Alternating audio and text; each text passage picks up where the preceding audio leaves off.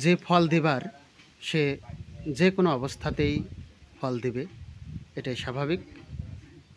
শুধু মানসিকতা থাকার প্রয়োজন এবং পাশাপাশি পরিচর্যা অত্যন্ত জরুরি। যদিও অতি খরার কারণে এবছর ড্রাগন ফলের গাছে যত্ন করতে পারিনি।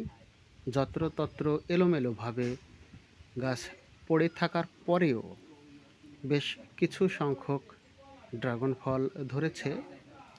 তবে অল্প হোক, বড় হোক কিংবা ছোট হোক, বাড়ির গাছে নিজ হাতে লাগানো ড্রাগন ফলের স্বাদ সত্যি অতুলনীয়।